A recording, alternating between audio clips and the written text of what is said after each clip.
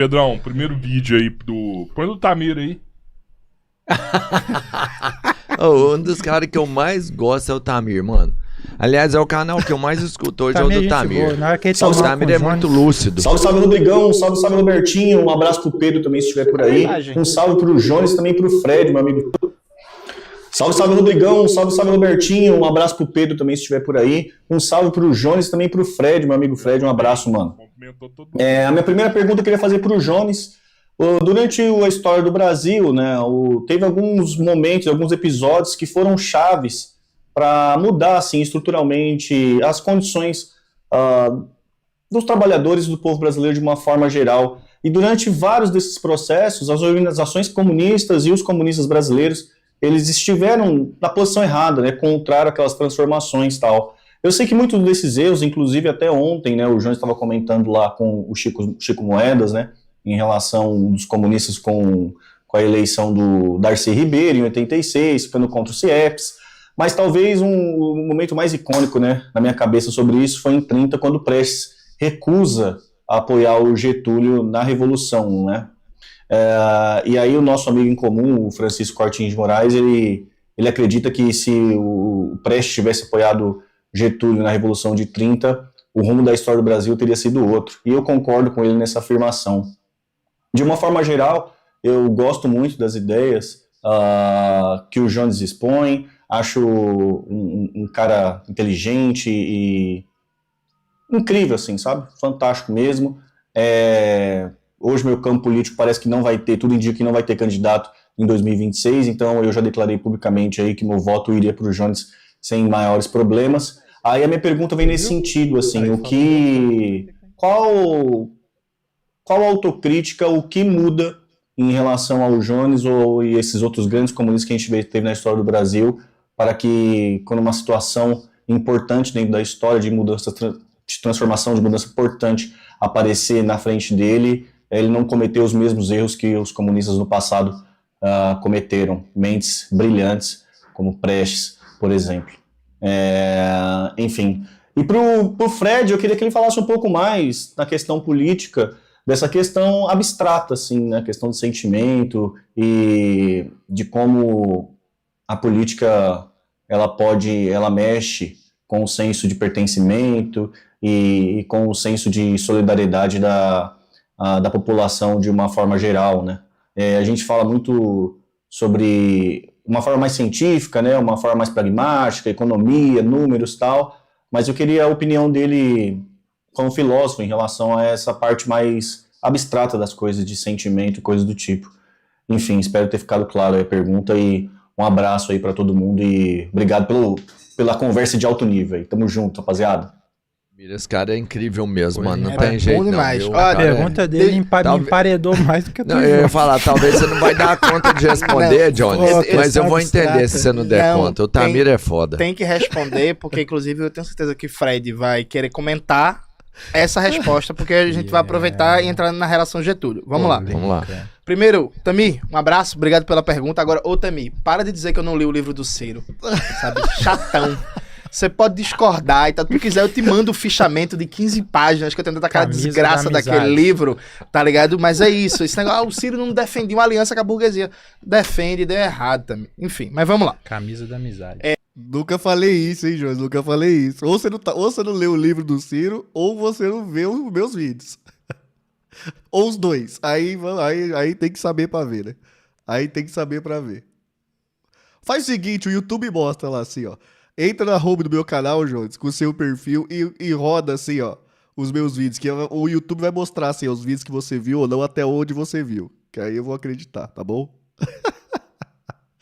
Tamo junto, abraço. Leu, entendeu? A história brasileira, quando a gente pensa ela, às vezes a gente acaba cometendo um certo anacronismo. Por quê? Hoje, existe correntes de esquerda que reivindicam Getúlio Vargas. Inclusive, até bem menos hoje, né? Nos anos 60, 80, 90 já foi mais. E aí, às vezes, por reivindicar um Vargas de esquerda e até anti-imperialista, tem gente que projeta esse Vargas no Vargas dos anos 20 e no Vargas da Revolução de 30. Qual é o debate que a gente faz? O Vargas, ele foi contra o Levante Paulista de 24. O Vargas, ele foi contra a coluna Prestes. O Vargas, ele foi um homem da República Velha. Ele foi governador do Rio Grande do Sul, que na época se chamava presidente, no esquema do Borges de Medeiros. O Vargas, ele foi ministro das finanças do Washington Luiz. Então, Vargas era um homem da República Velha. Um homem que foi deputado estadual no esquema do Borges de Medeiros, que foi governador, que foi ministro da República Velha. A leitura que o Prestes faz, que está no Manifesto de 1930, era que o governo Getúlio Vargas, representando oligarquias dissidentes, não iria colocar na ordem do dia fazer a reforma agrária e colocar uma ruptura com o imperialismo. Gente, é o fatalismo. Peguei você, Jones. É o fatalismo que a gente tanto fala. É achar que o passado vai determinar o futuro. É o mesmo discurso da burguesia. Lembra? A burguesia brasileira nunca apoiou com esse tal. E por causa da história, achar que vai determinar o futuro. O Getúlio Vargas, sendo homem da oligarquia e da política, foi o homem que transformou o Brasil depois. Peguei você, Jones, da curva. Eu peguei seu fatalismo da curva. Sacaram, gente? Sacaram? Sacaram, né? Peguei o Jones da curva, cara. Tá aí. O Prestes acertou. Nunca foi elemento prioritário da política do Vargas, a não ser nos últimos 9 meses do Getúlio Vargas, do segundo Vargas, nunca foi política prioritária a reforma agrária e colocar na do dia uma política anti-imperialista. O Vargas, inclusive, ele fazia um esquema que toda vez que ele estava isolado, ele radicalizava o discurso. Peguei na curva, peguei na curva. Filho, Jones, você caiu no meu balanço. Pô, agora foi tipo o mamãe falei, né, velho? 922 artigos, qual você quer? Sabia que ele ia falar da FGTS, eu sabia. Então, por exemplo, o Vargas em 45, quando ele estava isolado de base da burguesia, depois do Manifesto dos Mineiros, aí o Vargas, por exemplo, tenta aprovar a Lei Malaya. O que é a Lei Malaya? Fazia uma referência a um Agamenon Magalhães, que era ministro da Justiça do governo Getúlio Vargas, que tinha umas feições meio orientais, diziam que ele era malaio, e que era uma lei antitruste que na prática servia para enquadrar o capital estrangeiro e os grandes monopólios estrangeiros na economia brasileira. Mas isso é o Vargas quando ele tá na boca de cair, quando ele já não tem o apoio do exército, já não tem o apoio da burguesia, o Vargas dava o girozinho dele à esquerda. Então, assim, pra mim foi certo, Prestes, não apoiar a Revolução de 30. Simples e objetivamente. O Manifesto de 1930, Prestes acertou. O Manifesto de maio de 1930, dizendo que da Aliança Liberal não sairia um programa anti-imperialista e não sairia um programa de reforma agrária, de revolução agrária, como saía na época. Aí alguém faz assim, mas se o Prestes estivesse lá, o bloco seria muito mais à esquerda. Não é se o Prestes estivesse lá, José, é o seguinte. A Revolução de 30 deixou um rastro de mudanças estruturais e profundas para os trabalhadores brasileiros no Brasil ou não? Sim. Sim, deixou. Então, o primeiro passo. Já tem um fatalismo. Parte da burguesia e parte da oligarquia política promoveu, induziu a transformação. É isso. Esse é o primeiro fato.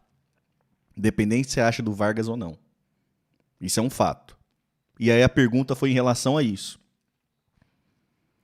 Se o Prestes estivesse lá, ele poderia ter ajudado que a transformação fosse maior. Os Prestes comunistas. Mas eles não estavam. Justamente com os mesmos motivos que você, hoje comunista, quase 100 anos depois, justifica. E é por isso aquela minha reflexão. Comunistas brasileiros não reconheceriam uma revolução nem se dormisse com ela todo santo dia.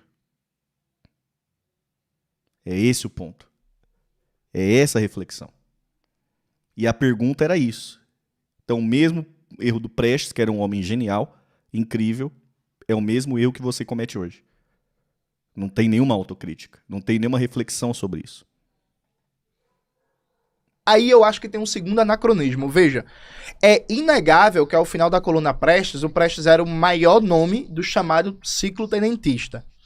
Mas o Prestes passa a história depois como o maior nome inconteste e praticamente o único nome. Mas na época não era. Na época, o Miguel Costa, na época o Juarez Távora e tantos outros nomes eram tão importantes e tão relevantes quanto o Prestes. Tá com eco? Tá não. Porque hoje ninguém conhece o Miguel Costa. Porque o Miguel Costa foi apoiar o Vargas. E depois caiu no ostracismo. A mesma coisa com outros tenentes. O Prestes se manteve relevante como ele é para a história brasileira no século XX justamente porque ele buscou um caminho independente e virou o maior nome do movimento comunista. Mas a transformação que Prestes promoveu. É aí que é o ponto, Jones. As transformações que Prestes promoveu e as transformações que Miguel Costas, ao lado do Getúlio, promoveu para os trabalhadores e para o povo brasileiro. É aí que, aqui que está o X da questão. É aqui que está o X da questão.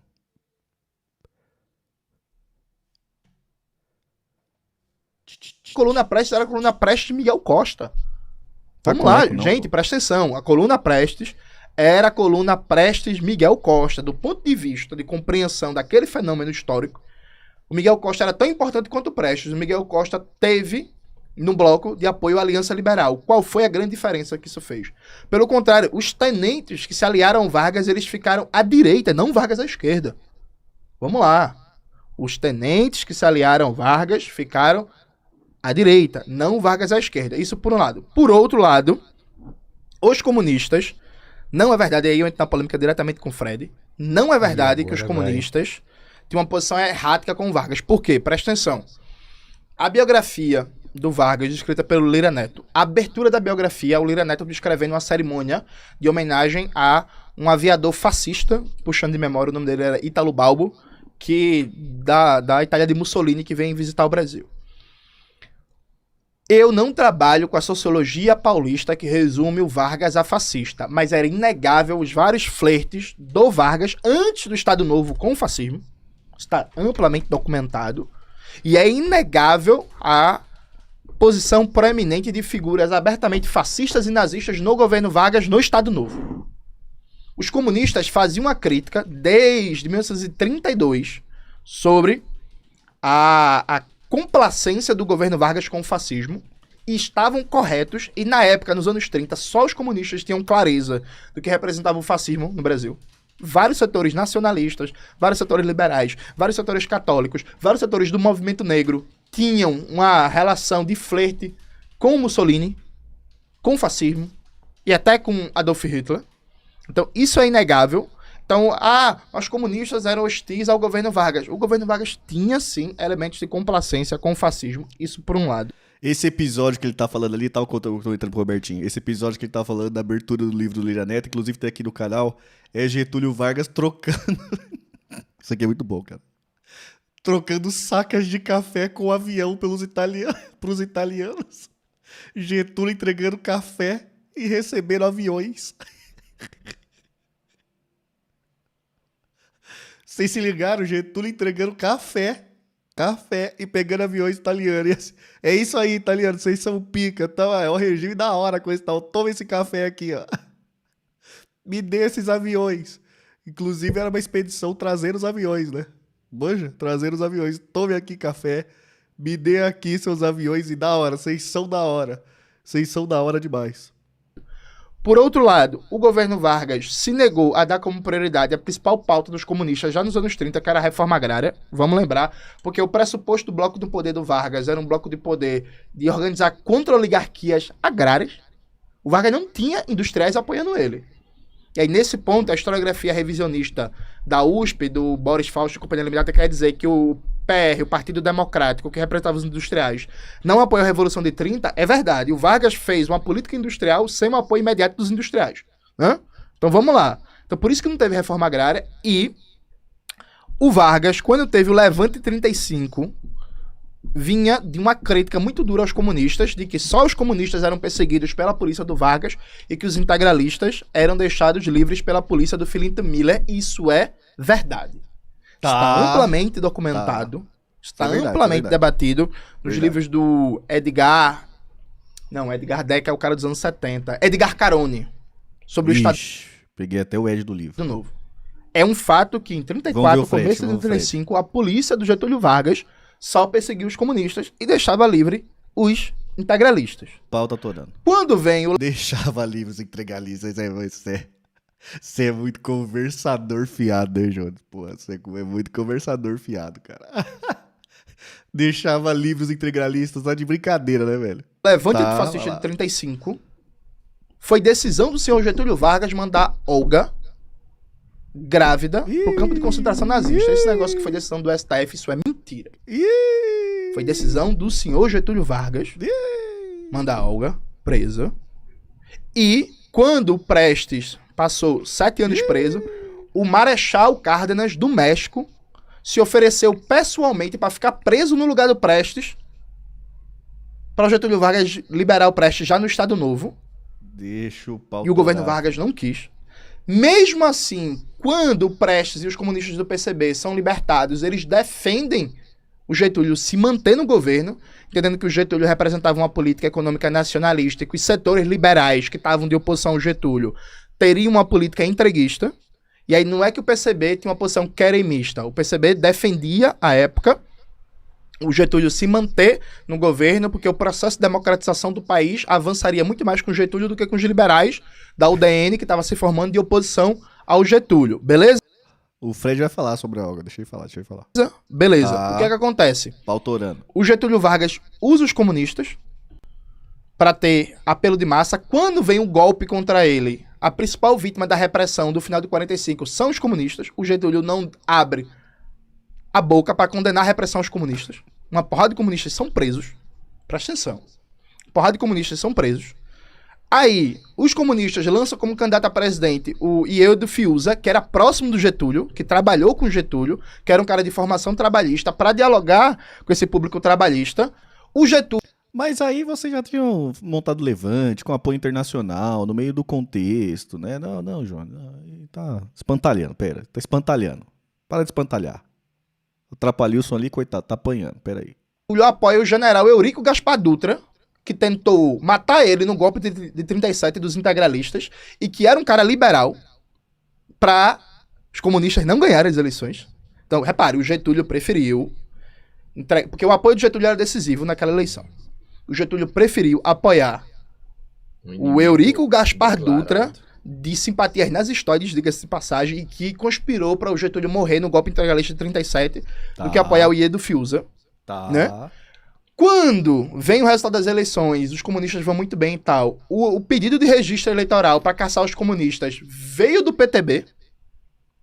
Foi um deputado do PTB, que agora eu esqueci o nome, se vir que puder pesquisar aí, eu agradeço. Foi um deputado do PTB que pediu para caçar o registro do PCB. À época, o senhor Getúlio Vargas... Vocês já tinham feito Levante com apoio internacional aqui dentro, né? Isso aí é importante falar, né? Pulou essa parte, né? Pulou essa parte todinha, né? Vamos lá. Também ficou em silêncio. Silêncio, nunca disse uma palavra, e pelo contrário, quando o Getúlio Vargas cria o PTB, ele diz que é para criar o PTB, para o PTB ser um anteparo frente ao movimento sindical aos comunistas, ou seja, para os comunistas não crescerem no movimento sindical, para ter uma alternativa aos comunistas. Mesma coisa que o Perón dizia, diga-se de passagem, né? Criar um movimento aqui para não deixar os comunistas crescerem. Aí, na eleição de 1950... Carlos Lacerda. Na eleição de 1950, que o senhor Getúlio Vargas ganha, tinha várias simpatias dos comunistas. O começo do governo é um começo do governo bem repressivo ao movimento sindical. Vários dirigentes do PCB são presos. Uma porrada de dirigentes do PCB são presos. O começo do governo de Getúlio Vargas é terrível. O Getúlio Vargas... Tamir, o que você acha do Ciro no PSDB? Acho bom. Bom, tem que ir pra quem a gente quer, cara. Assina um acordo militar Brasil e Estados Unidos, que foi fundamental para consolidar a virada pró-ocidentalista e liberal das Forças Armadas. E aí é nesse contexto que, quando Vargas morre, tinha seções de jornais do PCB que defendiam, no dia da morte, a derrubada de Vargas. Mas veja, não é o partido estava equivocado e tal. O Vargas... Não, o partido defendia. Não, veja. Isso foi decisão de Congresso. Inclusive, o Congresso do PCB, nessa época, tomou uma decisão bizarra, porque eles defendiam a derrubada do governo, o governo caiu e eles não mudaram a resolução e continuou defendendo a derrubada do governo Café Filho, sendo que era outro governo. 100%. E continuaram defendendo até o do Juscelino, mesmo apoiando o Juscelino, pra você ter uma ideia. O manifesto de agosto falava em montar um exército nacional popular para derrubar o governo fascista feudal do Getúlio Vargas. Mas aí assim. Só se olha isso. É sempre assim, sempre assim. Até hoje é assim. Isso pelo lado do PCB. E não se olha o fato de que o trabalhismo, liderado pelo senhor Getúlio Vargas, todas as vezes que esteve em disputa, soberania nacional significa fortalecer os comunistas, então a gente abre mão da soberania nacional. E se desconsidera... Não, negativo. Atrapalhou-se. É hoje o dia, hein? Essa semana você não tá tendo paz, hein, atrapalhou. Só o tanto de tapa que os caras tão dando na tua cara, velho. Cê é louco, velho. Cê é louco, cara. Cê é louco. Tamir é um homem de uma pergunta. Uma pergunta desestabiliza os adversários. É isso, pelo ato heróico do final da vida do Vargas, Vargas passou a memória do segundo governo Vargas como um governo nacionalista, anti-imperialista, criação da Petrobras, tiro no peito. Trabalhista. Mas, gente, precisa fazer um debate melhor sobre o primeiro 1 ano e meio do governo Vargas, do segundo governo Vargas. Aquilo ali foi um gabinete arqui-reacionário, acordo militar com os Estados Unidos, política de austeridade, perseguição a sindicato, repressão ao movimento estudantil, aí beleza. Os últimos 1 ano do segundo momento Vargas, tranquilo. Eu não acho que é só essa questão, não. Tranquilo. Até porque... Mas tem tudo isso envolvido. Mas não era só... A austeridade do Vargas nessa época era muito mais discursiva do que na prática. Quando você pega o debate econômico da época, inclusive o Vargas ele vai trocando de ministro da Fazenda toda hora. Sim. Porque o Ministério da Fazenda tinha um discurso, mas a prática do governo era outra. O Banco do Brasil era usado como uma espécie de banco central para ampliar o crédito, ampliar a demanda da economia brasileira, e os ministros não ficavam no cargo justamente por conta dessas contradições. O nome do deputado do PTB que pediu a cassação, a cassação do registro do PCB foi o Edmundo Barreto Pinto. Você citou no outro debate lá. Então veja, o que eu acho pra mim a relação entre trabalhistas e comunistas não é verdade que é só uma relação de equívoco por parte dos comunistas. As pessoas esquecem. Não, mas teve equívoco por parte dos comunistas. Óbvio que teve. Teve um rapaz, inclusive, do Partido Jones que quis arrumar uma polêmica comigo na internet por conta da questão da conferência lá do PCB de 1934. Cara, isso também é uma posição errada. Óbvio que... Não, mas aí, veja, isso aí tem um debate... Eu citei lá no debate porque assim, a questão... porque assim, fica uma questão assim, os trabalhistas erraram. Beleza, erraram. Os comunistas também. Igual essa questão do anacronismo. Eu nem ia entrar nessa questão da Olga, por exemplo. É um anacronismo também fazer essa avaliação moral desse jeito, porque a gente já está considerando tudo que aconteceu, tudo que a gente já sabe hoje, que não sabia na época. E veja, eu não estou defendendo o que o Getúlio fez aqui não, gente. Eu não acho que isso tem que ser defendido, não. Até porque muito se errou naquela época em relação ao fascismo. Não foi só o Getúlio que teve complacência com o fascismo. Só vou resgatar aqui o próprio problema que teve na União Soviética em relação ao acordo com Hitler, por exemplo. Isso também é uma complacência, Jones. A questão é... Erramos todos. A questão, por exemplo, do que eu citei, dessa polêmica que o Jones ficou bolado lá, que eu falei que eles queriam dividir o Brasil. E queriam. Não. Queriam, claro, que bota ali na tela que queria. A questão... você chegar e falar... Joguei gasolina no parquinho, velho. Que good é essa, cara? Olha, eu quero que... Sabe o que aconteceu em 34, gente? O que aconteceu? O PCB fez a Conferência Nacional deles e tinha lá o documento da Conferência Nacional e eles conclamam os negros, os indígenas, os nordestinos, tratando como um povo em separado, inclusive, que é um grande erro. Eles, na minha opinião, isso é um copia e cola mal feito da questão das nacionalidades da União Soviética. Uma questão que na própria União Soviética já era problemática, no Brasil, inclusive, era mais problemático ainda, porque é uma questão básica e, inclusive, é uma questão que é um dilema que se coloca até hoje. Se você defende a autonomia total do povo, da nação, que está dentro do teu território, primeiro que o Brasil não tinha nação nesse sentido que a gente compreende nação, igual a União Soviética tinha nação. Isso gerou um problema lá na frente da dissolução da União Soviética. Isso já tinha críticas muito fortes, inclusive da própria Rosa Luxemburgo nessa época. E assim, se você fala, você tem direito a ter um governo separado do governo federal, você está autorizando, você está endossando políticas separatistas que no futuro gerariam problemas e que geraram problemas na própria União Soviética. E assim, e aí quando eu falo posições erráticas, eu falo em relação à própria questão do Brasil na época. Óbvio que a gente tem que avaliar hoje, a gente tem que pegar tudo, avaliar, fazer um balanço crítico dessas posições, mas, por exemplo, se você pega os documentos do PCB ali nessa época dos anos 50, eles não estavam debatendo o Brasil. No geral, o partido já estava passando por um processo, inclusive, que depois desemboca em várias críticas da burocratização posterior e tal. Você tem situações ali de uma oposição muito dura ao Getúlio, em que você tem um momento que o Brasil está discutindo a Eletrobras, está discutindo a criação da Petrobras, e o PCB está bancando curso para estudar livro do Stalin sobre a União Soviética. Então, assim, essas questões de posições erráticas que eu falo nesse sentido. Não na defesa, não em citar o que aconteceu, até porque o Getúlio ele tinha também essa questão do hegemonismo do comando do processo político. Isso é fato. E o Getúlio, eu considero o Getúlio um cara muito inteligente, inclusive nesse ponto, no sentido dele ter essa leitura política, ele era um cara muito inteligente, essas figuras eram muito inteligentes. Eu citei o próprio caso do Lenin também antes, né? E aí, acho que é nesse ponto que eu acho que é o importante, né? Posso responder a pergunta?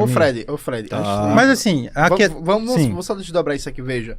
Eu não acho que existe comparação entre o pacto de não agressão germano-soviético... Mas não foi complacência, Jones? Não, só um momento. Eu não acho que existe comparação, porque ali tem um objetivo tático. A expulsão da Olga do Brasil não tinha nenhum objetivo tático político. Eu não estou defendendo Foi isso. Basicamente uma vingança pessoal contra o Prestes. Isso por um lado. Por outro lado, veja, em 1934, o PCB vinha da influência da Internacional Comunista, que era fazer uma igualação entre toda a opressão é uma opressão de minoria nacional. Então, existia no movimento comunista, naquela época, uma tentativa de entender a opressão contra a população negra, a opressão contra a população indígena, pela chave de opressão nacional, que não existia de maneira clara ainda, e não existia, não era só no marxismo, não existia, era quase que nas ciências sociais, de maneira geral. Uma compreensão de que o problema da opressão dos irlandeses, por exemplo, na Inglaterra, ou o problema dos poloneses, era um problema nacional que é diferente, por exemplo, da situação dos negros nos Estados Unidos. Então, existia uma tendência que ia para muito além do movimento comunista de ler como minorias nacionais os povos indígenas. Aí o PCB, na sua resolução, colocava a ideia de autodeterminação dos povos, de autonomia dos povos indígenas, na ideia de que vão ser... Não só dos indígenas, dos indígenas, negros e nordestinos. Tudo que era opressão se lia pela chave de opressão nacional. E aí a ideia era fazer uma federação tal qual a Federação da União Soviética, com esses povos garantindo o direito de secessão, mas buscando a federação. O mesmo documento que você citou, que fala de autodeterminação, fala também da busca da unidade federativa dos povos no regime sem opressão. Mas isso dentro do documento tinha separado do governo federal. Mas aí, Jones, uma pergunta básica sobre isso. Eu defendo a autonomia total. Então, se o povo negro do Brasil quiser se separar, uma autonomia e ele quiser adotar um regime capitalista, tá ok? Mas, Fred, eu não estou defendendo essa leitura, então, não. Eu tô dizendo que era isso nesse... é problemático até na União Soviética. Era nesse contexto... O que dissolveu a União Soviética depois muito foi essa questão também nacional. Sim, isso mas explodiu lá na frente. Mas não por essa chave. Mas o que eu quero dizer é o seguinte para você. O conceito de reserva indígena no Brasil, inclusive, foi um legado do debate do PCB que tinha equívocos, mas acabou sendo absolvido por indigenistas no Brasil. E a ideia da reserva indígena com autonomia administrativa, com política educacional própria, com política de saúde própria, com política cultural própria e tal, dentro da Federação Brasileira, é uma contribuição do movimento comunista.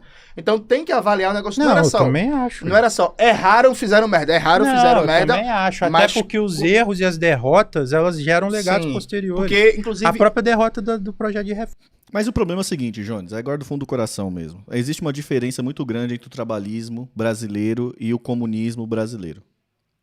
O problema é que o trabalhismo brasileiro errou. E no final das contas, o trabalhismo brasileiro deixou um rastro de transformação. Esse é o ponto. O comunismo brasileiro acertou e errou. O problema é que rastro que o comunismo brasileiro deixou no Brasil é um rastro de nada. É um rastro de nada. Ou de confusão que gerou percas de grandes nomes, ou da redemocratização para cá, rastro de neoliberalismo. É isso. É essa a grande diferença prática, como é que vocês falam? Materialista, dialética do trabalhismo brasileiro e do comunismo brasileiro. O trabalhismo passa e deixou com seus erros e com seus acertos, deixou um rastro de transformação profundos na sociedade brasileira, profundo. E o comunismo passou, deixou um rastro ou de destruição e morte de grandes quadros, ou de neoliberalismo petista. É isso. E aí, velho, você pode sair pra lá, sair pra cá, falar, retórica, pular história, coisa do tipo, pode fazer o que quiser. E isso é um fato.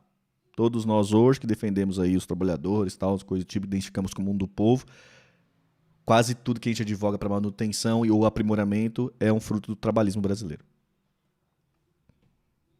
Um certo debate que existia na época de tendências mais positivistas era um debate de modernização no sentido de o indígena deixar de ser indígena, meio que civilizar o indígena, urbanizando ele, por aí vai. E o debate dos comunistas ajudou a consolidar essa ideia da preservação do direito do indígena de ser indígena como ele quiser no território brasileiro, sem imposições do Estado Central. E nesse ponto, inclusive, o Getúlio Vargas até concordou com vários militantes do PCB que não foram presos e apresentaram propostas para ele de fazer reservas indígenas. O Getúlio fez, o Darcy Ribeiro mesmo. Exatamente. E, inclusive o Darcy virou muito por conta disso. E o Darcy era do PCB, inclusive, diga-se de passagem, nessa época, e aí foi uma influência direta que acabou chegando no governo central. Então a coisa é um pouco mais complexa. Mas o resumo da ópera para mim é o seguinte: hoje se conta de maneira unilateral a ideia de que se os comunistas apoiassem o Getúlio, a gente teria um período histórico mais à esquerda. E para mim isso não é sustentável. E tanto é assim que a esquerda militar, a esquerda tenentista do Brasil, tirando Prestes, foi toda para Getúlio. E isso não fez o governo ficar mais à esquerda, isso fez eles ficarem mais à direita. Mobilização social também que poderia ser feita, né, para avançar. E o Prestes só virou Prestes porque virou Prestes do Partidão, porque é isso. O Miguel Costa, ninguém lembra. E o Miguel Costa, na época da coluna, rivalizava ali com o Prestes em termos de prestígio, de alcance. Mas aí vocês estão com vaidade, né, Jones? É esse que é o pro. Vocês não estão pela causa, vocês estão pela vaidade, é isso? É essa a diferença dos trabalhistas e dos comunistas brasileiros? Vocês estão pela vaidade e nós estamos pela causa? Porque, obviamente, Prestes é uma pessoa muito mais famosa, se tornou uma pessoa muito mais importante na história brasileira por não ter apoiado a Revolução de 30. Miguel Costa apoiou. E a questão é o seguinte: a Revolução de 30 deixou uma transformação profunda no Estado brasileiro, mudando a vida de muitos brasileiros, inclusive até hoje.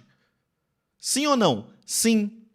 E Prestes, esse grande homem, qual foi a transformação que ele deixou no resto do caminho?